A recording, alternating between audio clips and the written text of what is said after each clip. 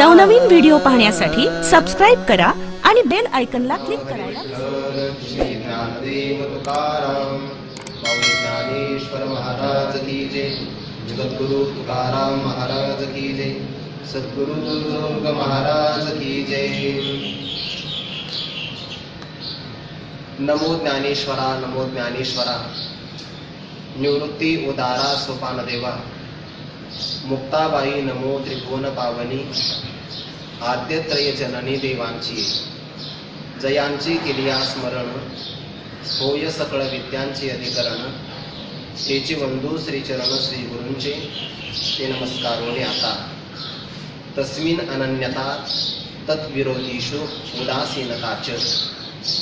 कैवल्य साम्राज्य चक्रवर्ती विश्वमौली ज्ञानोबाराय सकळ महापुरुष आणि गुरुजनांच्या कृपाशीर्वादाने आपण देवर्षी नारदींच्या मुखातून प्रगट झालेल्या भक्ती सूत्राचं चिंतन करत आहोत। पहिल्या सूत्रामध्ये प्रतिज्ञा, दुसऱ्या तिसऱ्या सूत्रामध्ये भक्तीचं स्वरूप कथन केल्यानंतर चतुर्थ सूत्रापासून षष्टम सूत्रापर्यंत भक्ती अंतकरणामध्ये स्थिर झाल्यानंतर किंवा परमप्रेमाची प्राप्ती झाली असता किंवा अस्मिन पदाचा वाच्य असणारा परमात्मा स्वरूप हे आपल्याला प्राप्त झाल्यानंतर जी 11 प्रकारची फलं प्राप्त होतात त्या फलांचाही आपण विचार केला। भक्ती ही अंतकरणातली तस्मिन परमप्रेम रूपा प्रेम स्वरूपाची आहे। प्रेमाला प्रीती असं म्हणतात आणि मग प्रीतीमध्ये अपेक्षा असते, कामना असते।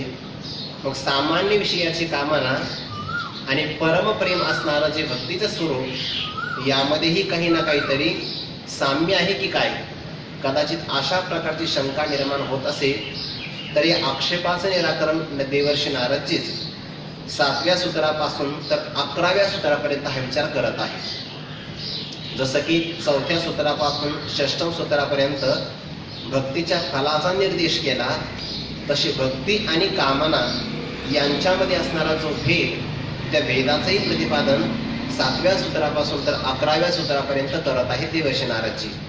आणि मग सांगितलं सा न कामयमाना, ती भक्ती काम स्वरूपाची नाही। कारण विषयाची कामना जर वाढली तर मनुष्य तृप्त होत नाही आणि भक्ती प्राप्त झाली तर तृप्त भवती।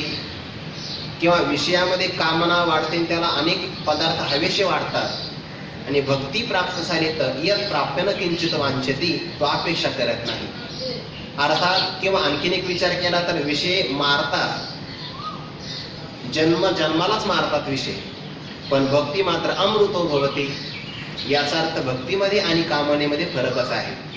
म्हणून तर सांगितलं सा न कामयमाना, ती भक्ती काम स्वरूपाची नाही। मग कशी आहे? निरोध रूपत्वात, अर्थात अंतकरणावर किंवा इंद्रियावर संयम ठेवणं हे भक्तीचं स्वरूप आहे। ज्याचा आपल्या इंद्रियावर किंवा मनावर संयम नाही तो भक्ती नाही करू शकत। भक्ती सोडूनच त्या निष्काम कर्मही नाही करू शकत किंवा योगही करू शकत नाही। ते 4थ्या अध्यायामध्ये अनेक यज्ञ सांगितले की नाही, तर ते यज्ञ सांगत असताना ज्ञानोबारांचे एक वाक्य बघा, अर्जुना हे अति कुवाडे, जे अनुष्ठिता अति सांकडे। हे सगळे यज्ञ कठीण आहे म्हणे, मग कोणालाच प्राप्त होत नाही का? जितेंद्रियाशीची घडे योग्यता अवशी, ज्याने आपल्या इंद्रियावर जय संपादन केला त्याची ती योग्यता आहे। नाहीतरी सगळ्याच कार्याकरता काही ना काही योग्यता असावीच लागते। योग्यता ज्याच्याकडे नाही तो फक्त धावपळ करतो, प्राप्त काही होत नाही। आणि योग्य होऊन जर आपण केलं तर अल्पच प्रयत्नामध्ये महान फल प्राप्त होतं। याचा अर्थ परमार्थामध्ये अंतरंगचे अधिकारी आहे, ज्याने कामावर जे संपादन केलं तो अधिकारी आहे। तो काम सर्वथा जाये किंवा अप्रजहाती यदा कामान अहंकारम बलम दर्पम कामम क्रोधम परिग्रहम, किंवा यांना जिंकावा अगोदर तस्मात् मनिंद्रियाण्यादो नियम्य भरतर्षभ पापमानं तजेहि हेन ज्ञान विज्ञान नाशनम। अर्थात कामाचा अंतकरणात प्रवेश झाला की तो ज्ञान विज्ञानाला नष्ट करणार आहे। आणि भक्ती करायची असेल किंवा तत्वज्ञान संपादन करायचं असेल तर त्या कामावर जय संपादन करावं लागतो। विहाय कामान्य सर्वान, सगळ्या ठिकाणी भगवद्गीतेमध्ये किंवा ज्ञानोबारांच्या वचनामध्ये कामनेचाच परित्याग सांगितलेला आहे। यदा सर्वे प्रमुच्यन्ते कामाय सर्वे श्रिताः त्यानंतरच तो मर्त्य असणारा अमृत भावाला प्राप्त होतो, असं उपनिषदाचं प्रमाण आहे. आणि म्हणून तेच नारद महर्षी म्हणतात निरोध रूपत्वा, भक्ती ही निरोध स्वरूपाची आहे. निरोध म्हणजे आवरण, मनाला विषयांच्या वासनेपासून आवरायचंय मनाला, आणि प्रत्यक्ष विषयापासून आवरायचंय इंद्रियांना. कारण जर एखादही इंद्रिय एका विषयामध्ये जर आसक्त झालं तर ते मनाला घेऊन जातं. इंद्रियानी प्रमाथीने हरंती प्रसभम मनः. आणि उदाहरण दिलं वायुर नावम इवांभसी, ज्याप्रमाणे पाण्यामध्ये उभी असणारी नौका, ते मधुसूदन सरस्वतीने याचं गोड चिंतन केलं बरं का. अर्थ किती खास आहे बघा. पाण्यावर जर नौका असेल आणि जर वारा, दुर्वात म्हणतात त्याला, दुष्ट वारा जर सुटला तर काठावर गेलेली नौका सुद्धा मधल्या प्रवाहामध्ये तो वारा घेऊन जातो. पण कुठे नौका पाहिजे? पाण्यावर. जमिनीवर असेल तर मग नाही जाणार. तसं आसक्ती जर मनामध्ये असेल विषयाची एखाद्या, तर मग ते आकर्षण मनाला घेऊन जातं. पण मन जर परमात्मा स्वरूपाच्या ठिकाणी स्थिर झालं, पृथ्वीप्रमाणे नौका उभी असावी, तसं मग मात्र विषयाची आसक्ती त्याला घेऊन जाऊ शकत नाही. आणि यासाठी निरोध रूपत्वात जर निरोध नाही केला ना इंद्रियांचा किंवा मनाचा, तर अंतःकरणामध्ये तपाचं जे सामर्थ्य साठलेलं असतं ते इंद्रिय आणि मग त्या तपाला घेऊन जातात. ते जे अनेक प्रकारची साधनं सांगितले ना, त्यामध्ये वाणीवर संयम असावा. आणि सगळ्यात महत्वाचं इंद्रिय आहे जीभ, रसना म्हणतो आपण त्याला. कारण भगवंतानी प्रत्येक इंद्रियाकडे एक एकच काम दिलं आहे. जिभेकडे मात्र 2 काम आहेत. डोळ्याकडे कोणतं काम आहे? फक्त पाहणं किंवा वाचणं, म्हणजे पाहणं वाचणं एकच आलं. कानाकडे ऐकणं आहे, नाकाकडे गंध घेणं आहे, त्वगेंद्रियाकडे स्पर्शाचं ज्ञान करून देणं आहे. जिभेकडे 2 काम आहे, रसही चाखायचा आणि संभाषणही करायचं, म्हणजे बोलायचं सुद्धा. 2 काम आहे की नाही जिभेकडे. आणि म्हणून जीभ नावाचं इंद्रिय इतकं महत्वाचं आहे, त्याच्यावर संयम असला पाहिजे. 2 प्रकारचा संयम. वाणीचा संयम त्याला मौन असं म्हणतात, आणि रसनेंद्रियचा संयम त्याला रस विषयावर जिंकणं म्हणतात. तसं ते कठीणच आहे म्हणा. भागवतामध्ये विचार आहे बघा, जितम सर्वम जिते रसे, किंवा इथे ज्ञानेश्वरीमध्ये किंवा भगवद्गीतेला प्रमाणच आहे ना, की सगळ्या प्रकारच्या इंद्रियांना जिंकता येतं, रसाला मात्र जिंकता येत नाही. विषया विनिवर्तन्ते निराहारस्य देहिनः रसवर्जम रसोप्यश्च परम दृष्ट्वा निवर्तते. भगवंतांनी सुद्धा शब्द ठेवला, रसवर्जम निराहारस्य देहिनः, जो आहार घेत नाही, म्हणजे त्या इंद्रियांच्या द्वारे त्या विषयाचं सेवन करत नाही. इंद्रियांच्या द्वारे विषय घेणं म्हणजे आहार घेणंच आहे. फक्त खाणं आहार नाही, सगळे विषय घेणं इंद्रियांच्या द्वारे तो आहार आहे त्या इंद्रियांचा. आणि जो अजिबात आहार घेत नाही त्याचे विषय विनिवर्तन्ते, विषय निघून जातात. पण रस नावाचा विषय सोडून, म्हणजे शब्द, स्पर्श, रूप आणि गंध, रस सोडून द्या. हे 5 विषयावर जिंकता येतं रस सोडून. म्हणजे रस का सोडला? कारण रस नावाचा विषय सोडला तर जिवंत राहू शकत नाही. खावं लागतं ना जिवंत राहण्यासाठी. परंतु परमात्म्याचं दर्शन झालं, रसः अपि अस्य निवर्तते परम दृष्ट्वा. परमात्म्याचं दर्शन झालं याचा रस नावाचा विषय सुद्धा सुटतो. ज्ञानोबाने असाच अर्थ केला, रस म्हणजे खाणं. किंवा बाकीच्या असणाऱ्या शास्त्रकारांनी रस शब्दाचा अर्थ केला आसक्ती. बाकीच्यांचे विषय सुटतात, विषयाची आसक्ती नाही सुटत. ज्ञानोबाने तिथं रस शब्दाचा आसक्ती असा अर्थ नाही केला. रस म्हणजे साक्षात खाणं, अन्नपान करणं. एरा इंद्रिया विषय तुटे तैसा नियमून रसाटे, जे जीवनची घेणं घटे नेविन. मग अर्जुना स्वभावे ऐसी आहे नियमाते पावे, जैका परब्रह्म अनुभव होणे जायजे. पुढे शरीर भावना असती, इंद्रिय विषय विसरती, जै सोहम भाव प्रतीती प्रगट होय. या सगळ्यातून काय सांगायचं आहे? रस नावाचा विषय जरी कठीण असेल, किंवा भागवतातलं प्रमाण आहे जितम सर्वम जिते रसे, ज्याने रस नावाच्या विषयावर जिंकून ठेवलं आपल्या जिभेला, त्याने सगळ्या जगाला जिंकलं. खरं असं आहे, बाहेरच्या जगाला जिंकण्यापेक्षा जे आतले शत्रू आहे ना आपल्या जवळचे, ते जिंकले पाहिजे. का बरं? कारण जवळचे कधी दगा फटका करतील सांगता येत नाही. बाहेरच्यांना आपलं वर्म कळावं लागतं, आपलं ठिकाण, आपली कमजोरी कळावी लागते, तर ते आपल्याला हल्ला करू शकतात. जवळचे मात्र आपल्या सोबत राहतात आणि घात करतात. पहिल्यांदा यांना जिंकलं पाहिजे. यांचा पहिला तुरुठा इंद्रिये येतून प्रवृत्ती कर्मा देवीये आधी निर्दळू घाली पिये सर्व दैव. आणि मग मनाची धाव पारुषेल बुद्धीची सोडवण होईल. इतुकेनी थारा मुडेल या पापी यांचा. हे काम क्रोधाधिक विकार असे कठीण आहे. आपलं मन जर आपल्याला शुद्ध करायचं असेल, बुद्धी यांच्या बंधनातून सोडवायची असेल तर निरोधच करावा लागतो, संयम करावा लागतो. सांगण्याचा विषय होता असा की जिभेकडे दोन प्रकारचे काम, रसही चाखायचा आणि वाणीचाही उच्चार करायचा. त्यापैकी सगळ्यात बलवान कार्य उच्चार वाणीचा संवाद. आणि म्हणून मौन फार महत्वाचं आहे बरं का. बऱ्याचदा आपली शक्ती खर्च होते ना, ती अत्यधिक बोलण्यामध्ये खर्च होते. अनंत वाचाळ बरळ ती बरळ त्या कैसा गोपाळ पावे हरी. अनंत बोलणं चांगलं नाही, वाणीत ताकद राहत नाही. नाथ महाराजांनी तर सांगितलं की काही ठिकाणी मौन असावा, पण वही सांगितली. मलमूत्र का करिता स्नान जप होम आणि याजन उभय संध्याकाळी जाण निश्चित मौन असावे. या ठिकाणी कायम मौन असावं. सकाळी सायंकाळी म्हणजे सूर्योदयाला ही सकाळ आहे की नाही, संध्याकाळ संध्येचा काळ आहे, त्या काळामध्ये मौन असावं. मौन असावं याचा अर्थ तो जो वेळ आहे ना, तो साधनेकरता खूप चांगला आहे. सूर्योदयाचा वेळ आणि सूर्यास्ताचा वेळ आणि भर दुपारी 12 वाजता सूर्य आपल्या मस्तकावर आला किती एक वेळ, या त्रिकाल संध्या असं म्हणतात. मौन असावं म्हणजे बाकीचं काही बोलण्यापेक्षा नामस्मरण करावं असं त्याचा अर्थ आहे. संध्याकाळी उभय संध्याकाळी मौन असावं. किंवा मलमूत्राचं विसर्जन, स्नान करताना, जप करतो आहे आपण, होम करतो, याजन करतो, जेवताना सुद्धा मौन असावं.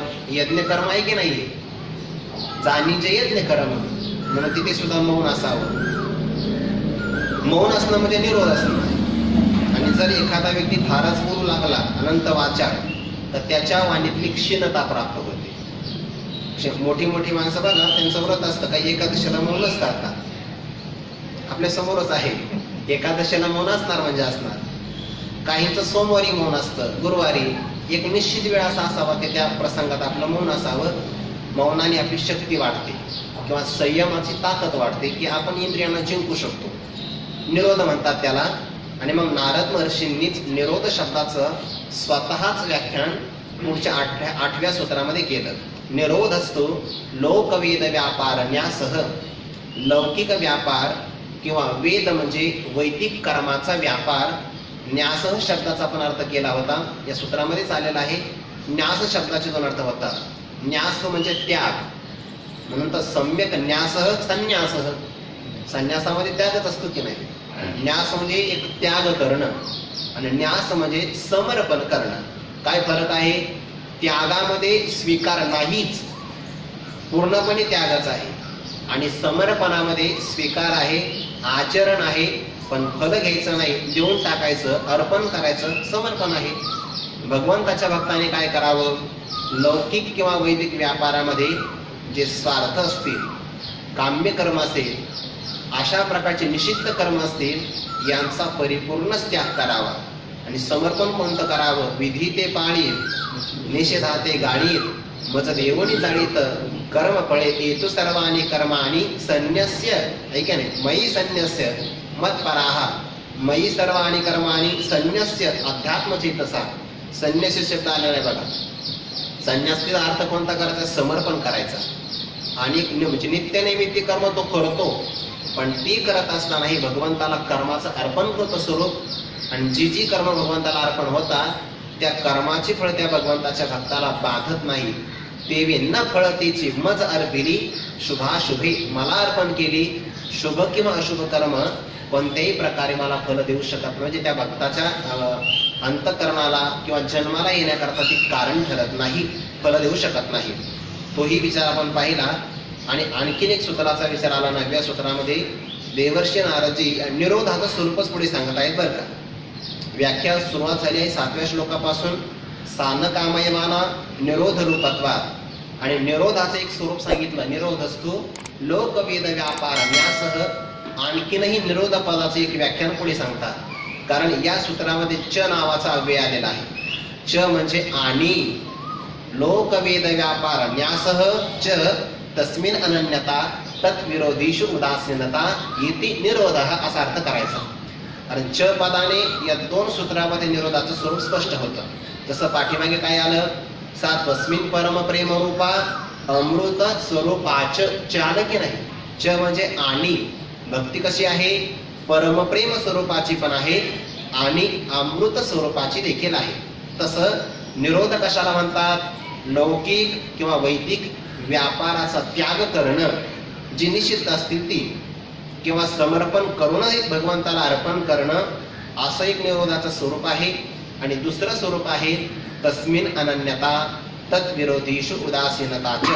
आता ही अनन्यता जी आहे ना, या अनन्यतेचं स्वरूप नारद महर्षी पुढच्या सूत्रामध्ये सांगणार आहे. त्यामुळे त्याचा विस्तार आपण या सूत्रामध्ये करण्याची आवश्यकता नाही, कारण आता विस्तार करायचा आहे, पुढे विस्तार जर केला तर तो पाल्ला होईल. त्यापेक्षा स्वतंत्र सूत्र येणारच आहे ना, अन्याश्रयानाम त्यागो अनन्यता.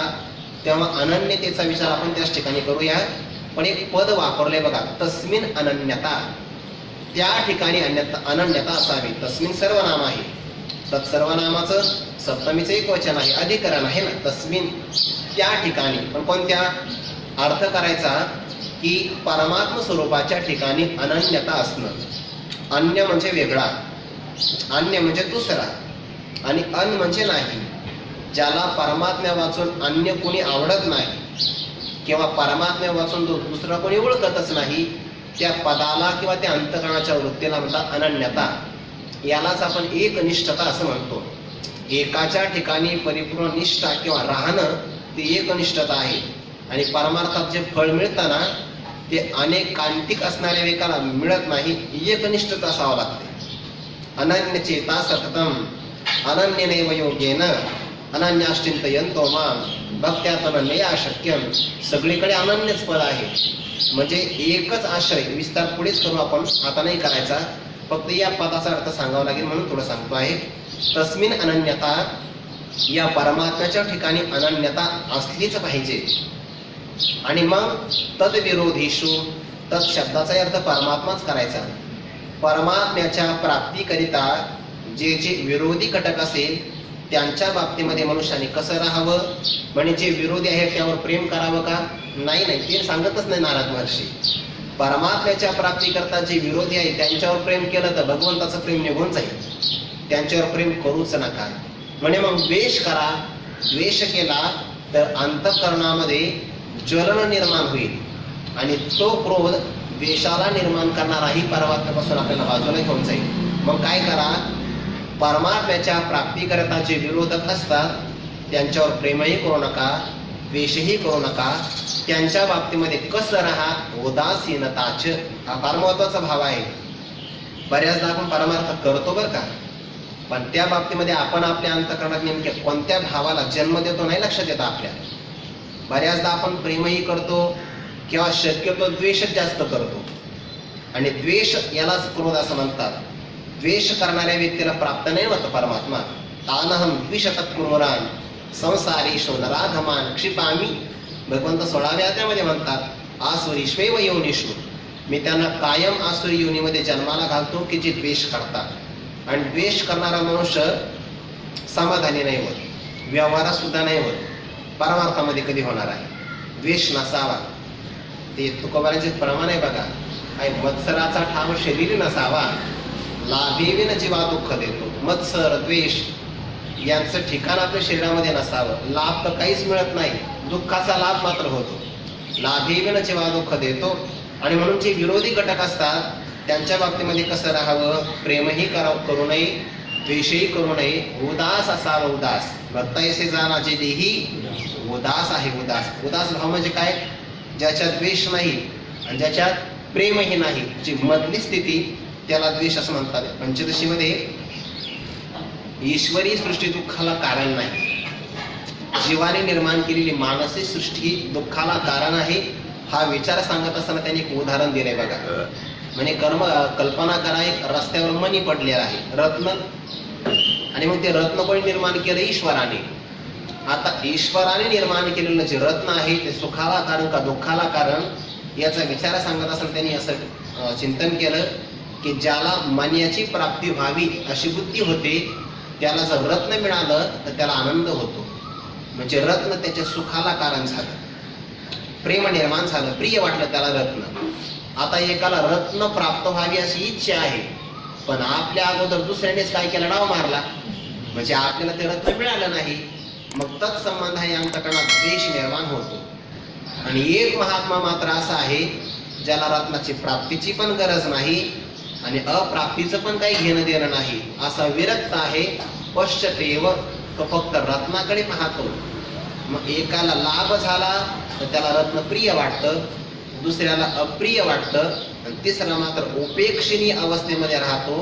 जी उपेक्षणीय अवस्था आहे त्यालाच उदास असं म्हणतात. उदास म्हणजे काहीच करणं असा अर्थ नाही बरं का. नाहीतर मग उदास आहे मी, फक्त मी जाऊ शकतो प्रसादाला, बाकीच्या बाबतीमध्ये उदास, ती उदासता नाही. उदासीनता इथे काही कामाची नाही. उदासीनतेमध्ये राग नसणं, राग म्हणजे प्रीती, एखाद्या अनुकूल विषयावर प्रीती नसणं आणि प्रतिकूल विषयावर द्वेष नसणं असली जी मधली अवस्था आहे त्याला उदास असं म्हणतात. आणि उदासीन अवस्थेमध्ये परमात्म्याचं आपल्याला भक्ती किंवा प्रेम संपादन करता येतं. बऱ्याचदा काय होतं माहितीये का, जे विरोधी घटक आहे ना ते दोन प्रकाराने आपल्या समोर येतात. काही घटक प्रेमाने समोर येतात, भक्तीच करू देत नाही. काही घटक द्वेषाने समोर येतात, तेही भक्ती करू देत नाही. मग एखादा अनुकूल विषय जरी आला आणि त्याने जर मोह निर्माण केला तरी तो सुद्धा परमात्मा प्राप्ती करता विरोधकच आहे. आणि एखादा प्रत्यक्ष विरोध हा करताच आला तर तो विरोधीचाही सांगण्याचं कारणच नाही. पण बऱ्याचदा अनुकूल घटक सुद्धा आपल्याला वाटत नाही की हा आपल्याकरता प्रतिकूल आहे. तत्संबंधाने मनुष्याने कसं राहावं, उदास राहावं. समजा एखादा अनुकूल विषय प्रेमाचा, कल्पना करा शरीरच आहे आपलं, आपलं शरीर अनुकूल आहे की नाही आपल्याकडनं, अनुकूल आहे. त्याच्यावर जर अत्यधिक प्रेम केलं तर भक्ती नाही घडत, भक्तीला विरोधी ठरतं मग शरीर. महात्मा देहावर कसा राहतो, तत्विरोधीशी उदासीनताच. या बाबतीमध्ये देहावर जर अत्यधिक प्रेम असेल तर देहावर आपलं प्रेम झालं. ज्या लोकांना देहाचा द्वेष वाटतो ती माणसं आत्महत्या करतात. आता आत्महत्या केली तर भक्ती घडेल का, देहच निघून गेला, काय भक्ती करणार. मग देहावर प्रेम करा म्हणे, प्रेम करण्यामध्ये शृंगार करावा लागतो, मेकअप वेळच नाही ना भेटत. मग देहाचं अंजन भंजन जर केलं तर भक्ती कधी करणार आहे. भक्ती देवाची नाही होत, मग देहाचीच होते. देहावर प्रेम केलं तर मग काय करावं, उदास राहावं. महात्मा कसा राहतो, तरी जो या देहावरी उदास ऐसिया परी, ओखेता जैसा बिडारी बैसला आहे. कोण्या तरी व्यक्तीने एखादं धानाचं गाठोडं किंवा ठेवा आपल्या जवळ दिलं आहे आणि सांगितलं याच्यावर लक्ष ठेवा. वारीमध्ये नाही का आपण प्रवास करतो, मग एखादा वारकरी म्हणतो माझ्या पिशवीवर लक्ष ठेवा. आपल्याला माहिती आहे टाळाशिवाय त्याच्यामध्ये काहीच नाही. मनुष्य कसा चेन उडून पाहतो का, नाही पाहत. आणि चोराजवळ दिली तर सगळं ऑपरेशन करतो पिशवीचं तो का. आपण मात्र उदास आहो ना त्या पिशवीच्या विषयी. तसं राहावं देहावर, तरी जो या देहावरी उदास ऐसी या परी, उकिता जैसा बिडारी बैसला आहे.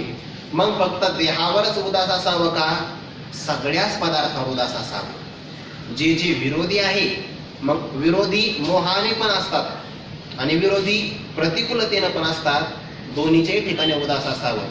कारण जर अनुकूल विषयावर जर आपण प्रेम केलं तर तेही भगवंताच्या प्राप्तीकरता विरोधच आहे, ते येऊ देत नाही ना आपल्याला.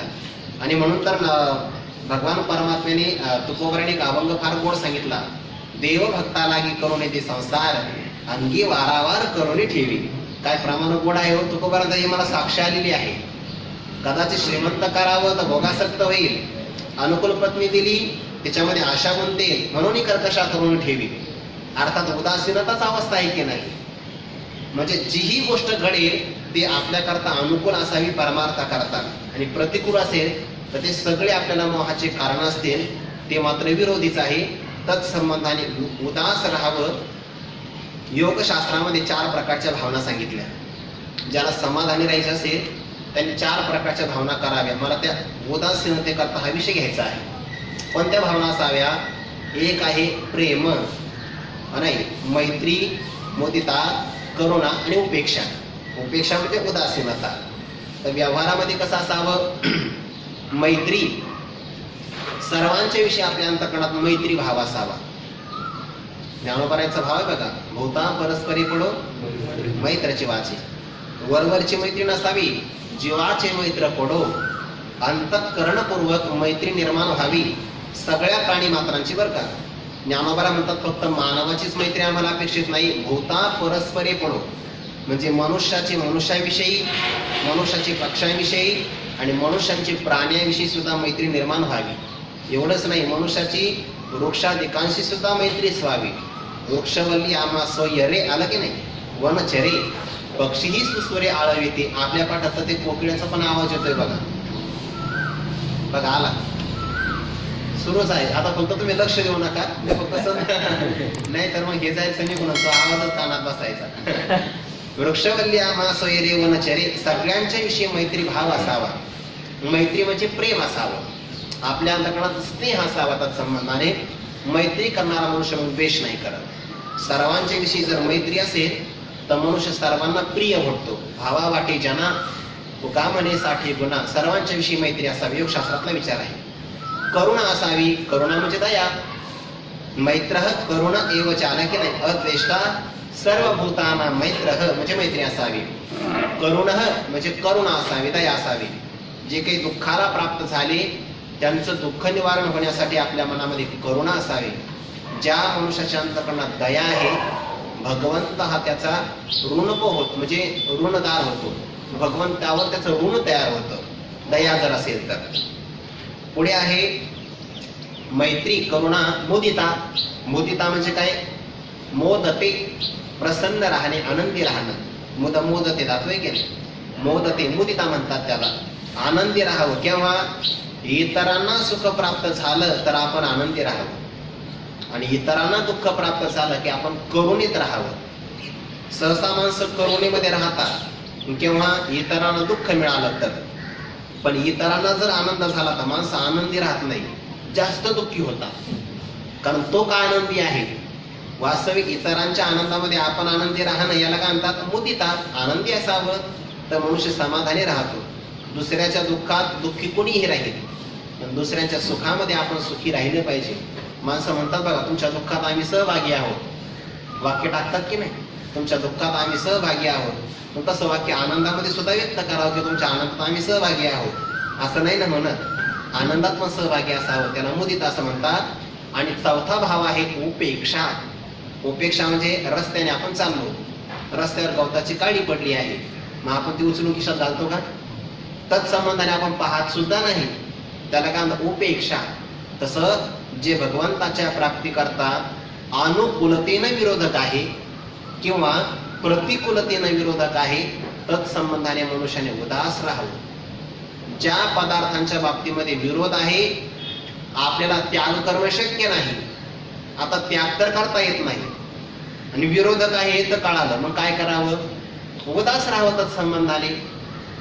समजा आपण आता प्रवास करतोय बसमध्ये प्रवास करतो. आता प्रवास 300 किलोमीटरचा आहे, म्हणजे शेजारी बसलेले, मागे पुढे बसलेले माणसं आहे, त्यांचा आपण त्याग नाही करू शकत.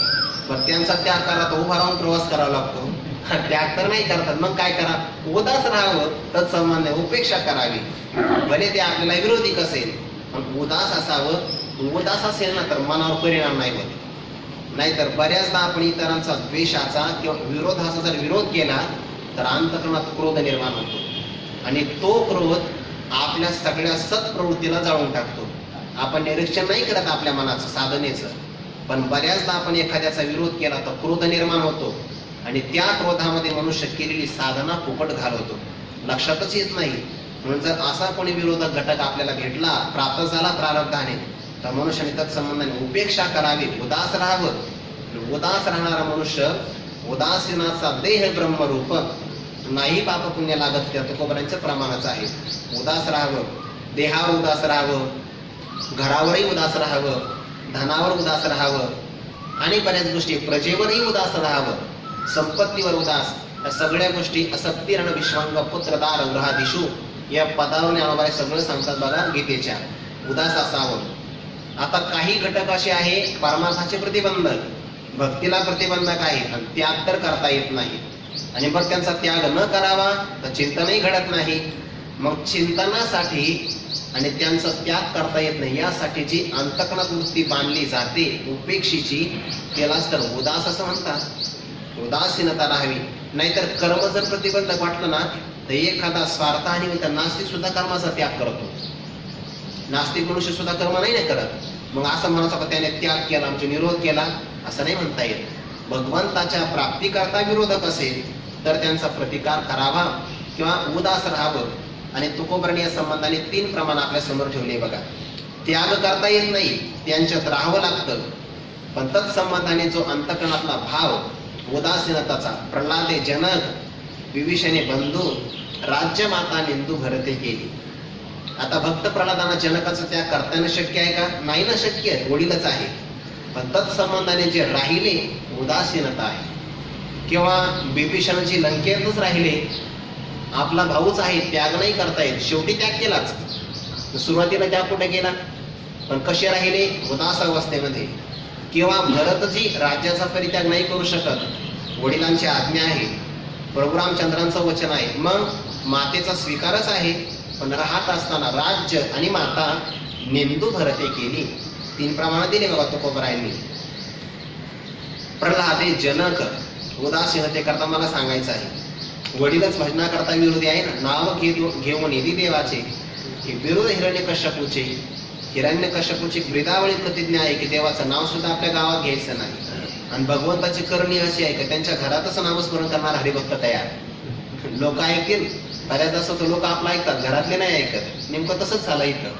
लोकांनी सांगितलं काही हरकत नाही, प्रतिबंध आहे ना, नाही आम्ही सत्य करणार. प्रतिबंधच आहे, घरातच नामस्मरण सुरू केलं देवाने. पण आता आपल्या वडिलांचा परित्याग नाही करता येत. भक्त प्रल्हादजी कसे राहिले? प्रल्हादे जनक, जन्म देणारे आहेत ना, वडील आहे आपले.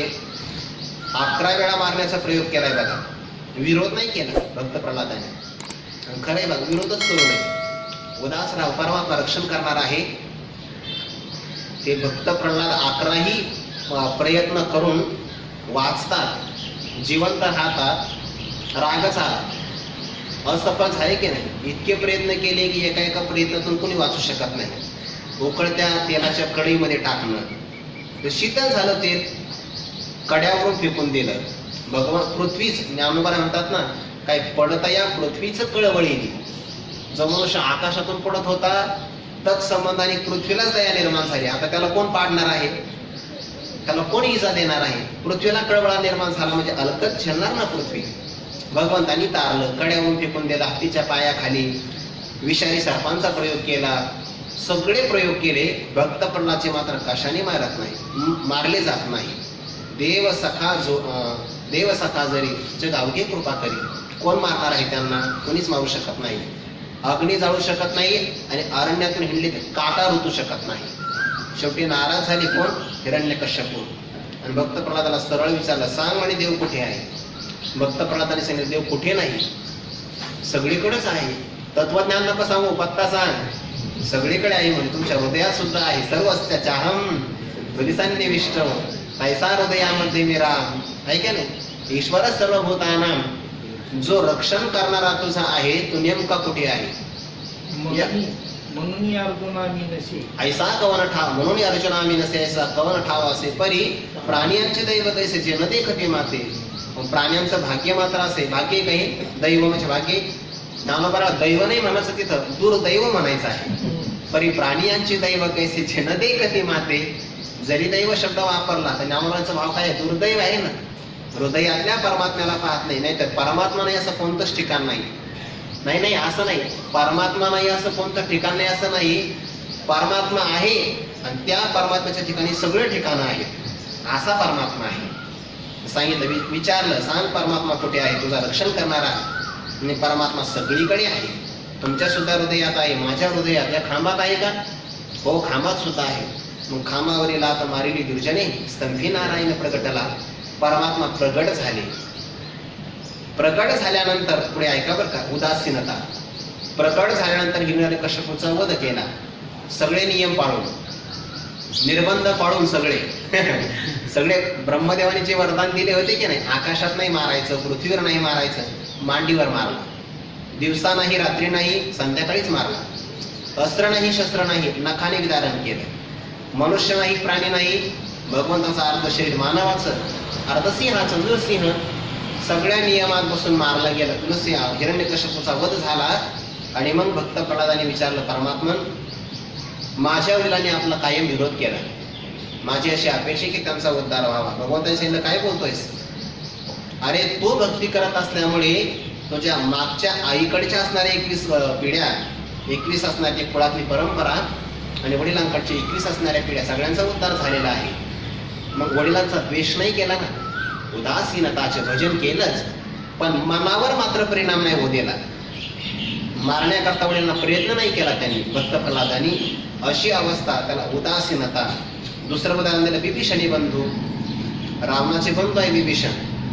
त्यांनी तपश्चर्या केली फार मोठी, ती काही बंधूने. मग रावणाने सांगितलं की मला कोणाकडूनच मरण नसावं. ब्रह्मदेवाने सांगितलं, अरे रावणा, मलाच मरावं लागतं, तुला अमरतेचं वरदान मी देणार कुठून? मग एक काम करा, मला जर मरणच प्राप्त करून द्यायचं असेल तर मनुष्याकडून द्या किंवा वानराकडून द्या, बाकी मला कोणाकडून मरण येऊ देऊ नका. कारण रावणाचा असा विश्वास होता की बाकी सगळ्यांचा आपण पराभव करू शकतो. माणसं आणि वानर तर आपला आहार आहे, तो आपला नाश्ता आहे ना. वानर किंवा हे मनुष्य आपला नाश्ता आहे, त्यांच्यापासून आपल्याला काय विरोध होणार आहे? म्हणून प्रभू रामचंद्राने मानव अवतार धारण केला. भगवान विष्णूने प्रभू रामचंद्राचा अवतार म्हणजे मर्यादा पुरुषोत्तम असा अवतार धारण केला. आता ते वरदान मागितलं तर रावणाचं वरदान आहे अमरतेचं. आता ते वरदान मागण्याचा क्रमांक आला ते यायचा कुंभकर्णाचा. देवाला चिंता पडली, कारण कुंभकर्णाचा डोळा होता स्वर्गपदावर, मला इंद्रपद प्राप्त व्हावं. सगळ्या देवांनी प्रार्थना केली सरस्वतीला, तू वाणीची देवता आहे, जा त्या कुंभकर्णाच्या वाणीमध्ये जाऊन बस. तर ते इंद्रपद म्हणायचं ना, तर ती सरस्वती जिभेवर जाऊन बसली, जीभ झाली जड. इंद्रपद म्हणायचं का निद्रपद म्हणला तू, निद्रापद द्या.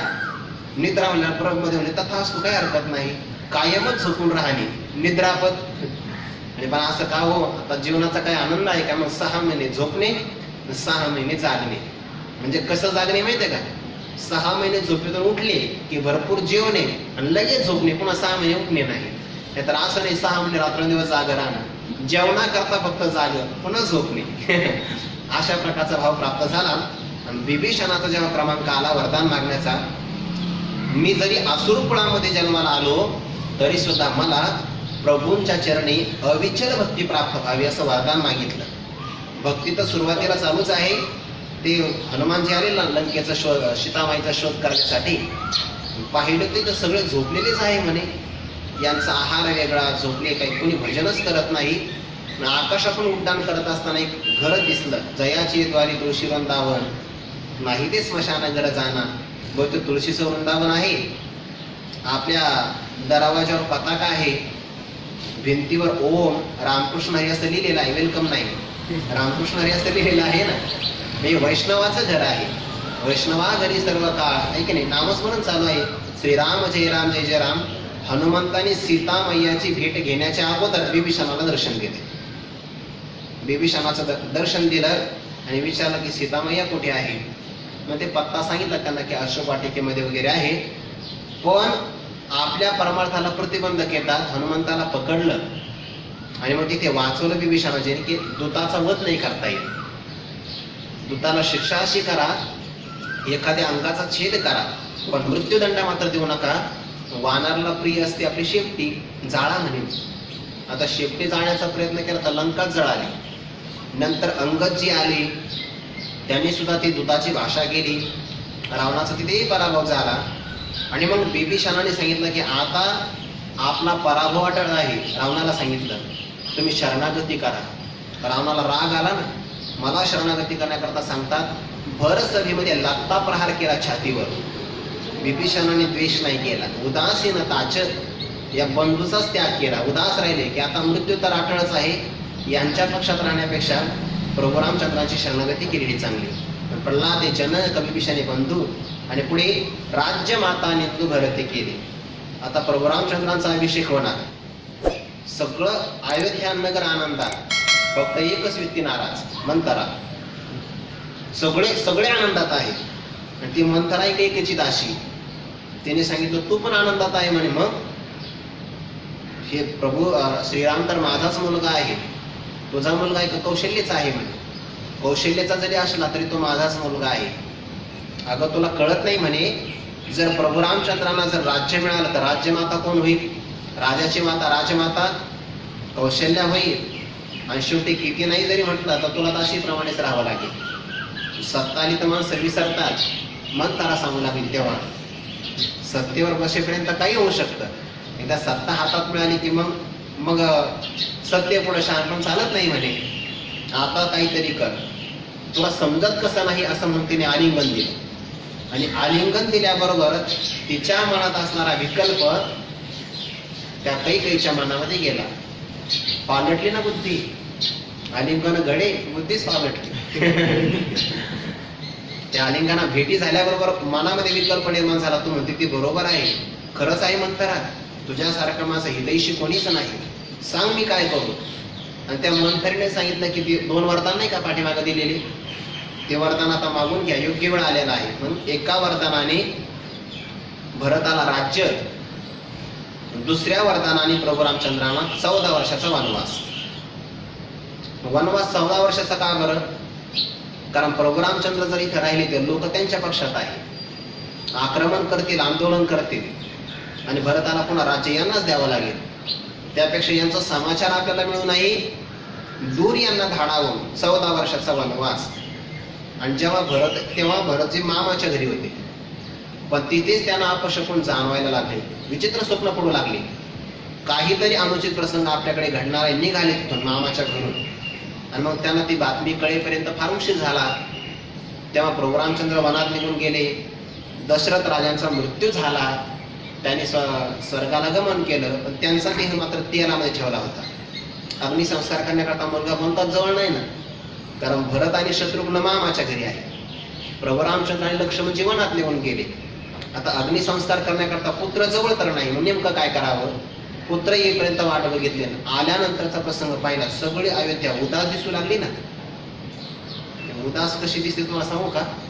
ज्ञानोबाऱ्यांचा पालखी सोहळा इथून निघून जावा आणि मग तुम्ही ज्ञानोबाऱ्यांच्या पालखी सोहळ्यासोबत साईबाबाच्या मंदिरापर्यंत किंवा पुण्यापर्यंत जाऊन दुसऱ्या दिवशी आळंदीत येऊन राहा.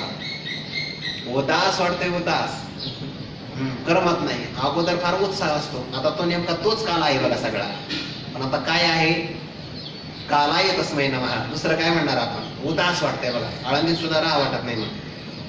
म्हणजे ज्याला ती वारीची चटक लागली त्याच्यासाठी, बाकीच्या नाही पण उदास वाटतं, सगळे भाविकच आहेत नाही. तसं ते अयोध्या नगरीमध्ये प्रवेश केला, उदास वाटू लागलं. नेमकं काहीतरी झालं, अपशकुन झाला. सगळी बातमी कळाली. भरतजी कैकेयीच्या त्या महालात गेले. गेल्याबरोबर कैकेयीला आनंद झाला. अरे भरत, तुझ्याकरता मी काय केलं? म्हणजे काय केलं? राज्य. नंतर प्रभू रामचंद्रांना दूर धाडलं तुझ्याकरता. आता त्यांचं प्रेम होतं प्रभू रामचंद्रावर ना, तस्मिन अनन्यता. आता राज्य आपल्या विरोधी आहे की नाही? माता सुद्धा आपल्या विरोधी आहे. नेमकं काय करावं? त्याग नाही करता येत. राज्याचा त्याग करावा तर प्रजेची हानी होईल. प्रजेचं रक्षण कोण करणार? राजा जर चांगला नसेल तर प्रजा विस्कळीत होऊन जाते. बरं, आता मातेची निंदा करावी तर माता तर देवता आहे. मातृदेवो भव, पितृदेवो भव. त्याग नाही करता येत. मग काय केलं? उदासीनता. राज्य माता निंदा शब्दार्थ उपेक्षा घ्या. उपेक्षा केली की अरे तुला माझं मन नाही कळालं, मी राज्याचा लोभी नाही आणि मी प्रभू रामचंद्रांचा अनन्य सेवक आहे, म्हणून याला सुद्धा निरोध असं म्हणतात. तस्मिन अनन्यता. त्या परमात्म्याच्या ठिकाणी अनन्य राहणं आणि परमार्थाला किंवा भक्तीला प्रतिबंधक असणारे जे जे घटक असतील, विरोधी आहे आपल्या, पण तत्संबंधाने मात्र उदास राहणं. मनावर परिणाम नाही होत उदास अवस्थेचा, द्वेषाचाही परिणाम होतो, मन अशांत होतं. आणि अनुकूलतेचा परिणाम झाला मनावर तर मन मोहित होतं. आणि मग मोहित झालेलं मन किंवा प्रतिकूलतेनं द्वेषित झालेलं मन हे साधने करता चांगलं नाही. म्हणून विरोधाला विरोध करूच नाही, तत्संबंधाने उदास राहावं. उदास त्या सुना गवळी यांच्या. तुकोबारायचं प्रमाण आहे, मने हरिरूपी गुंतल्या वासना, उदास त्या सुना गवळी यांच्या. अशा प्रकारचा मनामध्ये भाव असावा. आता अनन्यता सांगितली. तत्विरोधीषु. उदासीनता हे सुद्धा निरोधाचं स्वरूप आहे आणि पदाने. पण अनन्यता कशाला म्हणतात तर त्या सूत्राचा विचार अन्याश्रयानाम त्यागो अनन्यता. आणि हे सगळ्या पदाचा विचार झाल्यानंतर मग 11वं सूत्र संपलं. की मग निरोध स्वरूपाचं सगळं स्पष्टीकरण पूर्ण होऊन जाणार आहे. तर या सूत्राचा विचार आपण उद्या करूया. झालेलं चिंतन विश्वमौली ज्ञानोबाराय सकल संत महापुरुष गुरुजनांच्या आत्मा सर्वांची चरणी समर्पण करून चिंतनाला पूर्णविराम. कुंडलिक वरदारी विठ्ठल श्री ज्ञानदेव तुकाराम मौली ज्ञानेश्वर महाराज की जय. जगद्गुरु तुकाराम महाराज की जय. सद्गुरु जोग महाराज की जय. रामकृष्ण.